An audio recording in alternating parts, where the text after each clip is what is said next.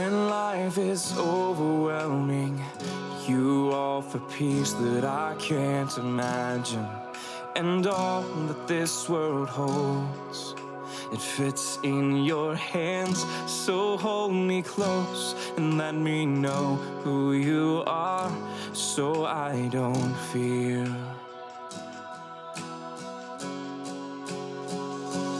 You hold me,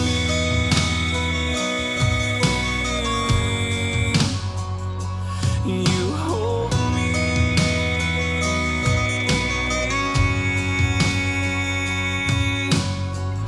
When this world caves in and all hope seems lost, you hold me.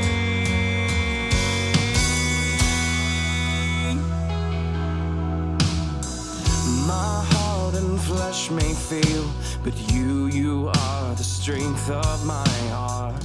And every breath that I take, I breathe in you. You never said that this road would be easy, but you promised. The way that it works is they'll bring teams from all over, different churches, organizations, anything like that, who want to participate. And they provide you with all the necessary equipment and materials and stuff, but you go over there and you spend a week and you drill a well and provide education and stuff for the village about clean water. And the reason they do that is because the death rate before drinking water is clean. The death rate in infants and children is about 85%. And then they go in and they drill these wells, and the death rate drops to zero. In the ones that they have done, there have been 0 deaths due to dirty water. Wow, that's what's up. I can't believe 85%. 85%. From them not having access to healthy water. Yes. And you mentioned that you drill wells. Is that the experience that you had? Were you on the drilling team? Yes. So the way it works, there are 2 different teams that you can be a part of. There's the drilling team and the hygiene team. The drilling team are the ones who actually do the drilling for the well. And then the hygiene team provides education and teaches the community about clean water, how to keep the well clean. Like, don't do laundry next to the well. You can get water and then go away and do laundry. Don't always wash your hands before you drink the water, because a dirty cup equals dirty water, even if you're getting clean water. So it's a lot of education about that. So the drilling team is what I started out on, and I got sick on Wednesday. So halfway through, I got sick and was hospitalized for the day in Haiti, which was a terrifying experience because I couldn't speak their language. But after that, I was not allowed to go back on the drilling team, and so it's rare for anyone to do both and see both sides of it. And I actually got to experience the drilling team the first part of the week and the hygiene team the last part of the week. So I got to experience both sides, and it was really incredible to play with the kids and teach them and hand them bars of soap. They've never seen soap. They didn't know how to use soap. And so to be able to do that was really, really cool. And along with teaching about clean water, they also teach about how Jesus is the actual living water. So it's turning everything to Jesus and pointing to Jesus, but using something as simple as water, clean water that helps you live, to turn it to Jesus and show that Jesus is the true living water. Word. And I like how she had the positive mentality about being sick. You got to have a rare experience. Yes. But how did this opportunity to be a part of the Living Water Project arise? So actually, one of the ladies who was on the She Series panel, she is a friend of ours. She actually helps with the philosophy and the curriculum and stuff that we do back in Downtown Kids. I talked with her, and she said, just in passing, that she was going to be going to Haiti. And I've never been out of the country, and I just said, oh, I would love to do that. And she said, I have spots on my team if you want to go. And a lot of times people are just saying that just to be courteous. she actually meant it and followed up with me. And so then I was like, crap, I really got to do this then. So do I want to go? Do I not want to go? So she started the process and sent me all the information that I needed. So I was like, all right, well, I'll try. And the only issue was I had 1 month and 5 days to raise $2,000. And that's a lot of money in a month. So I put it out there to people, and I just kept reminding people. And in 1 month, I still had days to go leading up to it. In 1 month, I raised the $2,000 that I needed. Thanks to some of you in the room in Downtown Faith, for sure. Wow, and I need to get her on my fundraising team. $2,000 in a month? Yes. I think people were sick of hearing about it, and they were just like, fine, I'll give, whatever, just to shut you up. But it worked.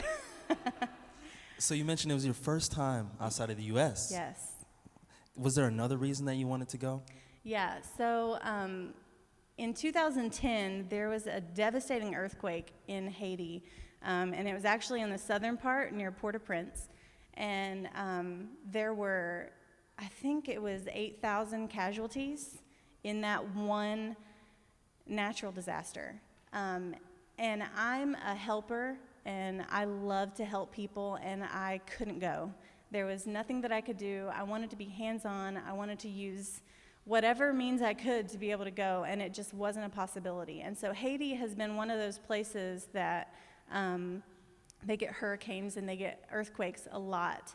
And so because of that, I wanted to be able to do something in Haiti. And actually, one of the guys that hosted us, he lost 13 family members, not friends, family members in that earthquake in 2010. And so that just solidified, reasons for me to go and the reason why I was there. I'm so glad you had that opportunity. When hearing this story, how you went there, you raised the money, you getting sick and having the opportunity to see both things, and you still being there, it reminds me a lot of our Downtown Faith core values, particularly courageous commitment and generous giving. It seems like these core values that we have, they apply everywhere, not just here downtown. I mean, do you agree? Yes, I absolutely agree. If it weren't for people being generous with what God has given them, monetarily, I wouldn't have been able to go. It just wasn't in our finances to be able to do it, and putting it out to people who I love and care about, and they love and care about me. It meant a lot to me to get the support from family and friends to be able to go. And one thing real quick I wanted to say about the importance of living water. If you are looking for something to support, Downtown Faith is the place to go because it allowed me to be able to go. But living water, although educating on that one day, there is still a lot of educating to be done. They took us to a village where they had put a well in 2 years ago, and the clean water well that they had dug was about 30 to 50 yards from where their current or their previous source of water was. And while we were there on Friday, they took us to the previous source, and while we were standing at the previous source of water, which has been tested and is full of cholera and full of E. coli, kids still brought their water bottles up that day and filled it up and drank it. And someone came to the water and cupped their hands and drank it. And I asked our host, why are they drinking that when they can walk over here and get perfectly clean water that is healthy? And they said, we can teach them all day long. We can dig the wells and we can educate as much as we can, but we can't change the people. And it takes recurring visits to these villages to encourage them to drink from the clean water, walk an extra 50 yards to get clean water. I think, so in those pictures you see the girl at the top, she's cupping her hands. That's the water that's been tested with E. coli. And then on the left-hand side is their previous water source at another village that I don't even know where that water comes from, but it's full of trash, and it's got a film over top of it that they just kind of move aside and cup underneath it, cup the water that they move this gross stuff on top. And that one's full of cholera. So yeah, things like this, living water is very important. Very important. No doubt. Thank you for sharing with us. And I want to mention how you did that. The only reason you were able to go is because of the generous giving from Downtown Faith. Yes. And if you want to give financially, you can with those envelopes or online at dtlvfaith.com/give. Thank you, Martha. Let's hear it for Martha. Thank you. When this world caves in and all hope seems lost,